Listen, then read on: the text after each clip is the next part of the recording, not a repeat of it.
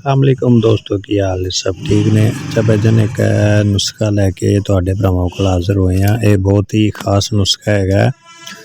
ये जिहड़ा ना सर्दियां विच इस्तेमाल किया जाता है और ये दिल दिमाग पट्ठियां नूं जिहड़ा ना ताकत दिंदा है।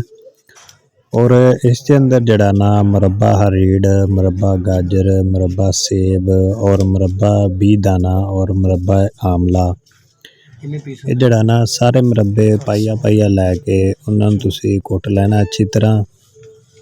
कुट्टण तो बाद उन्हां दे विच तुसीं चारे मगज़ जिहड़ा ना वो पा लैने आ। स्टाकी स्टाकी जिहड़ा ना चारे मगज़ तुसीं पा लवो और उस तो बाद उन्हां नूं थोड़ा थोड़ा दादड़ जिहा करके कुट लवो।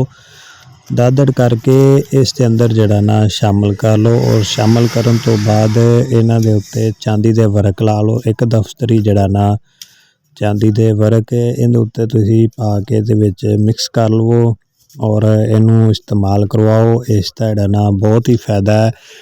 ये उन्हां दोस्तां वास्ते जिन्हां दा हाफजा कमज़ोर हुंदा है या चीज़ एक जिहड़ी ओह याद नहीं रहिंदी, या जिहड़े स्टूडेंट हैगे ने उन्हां वास्ते बहुत ही खास है।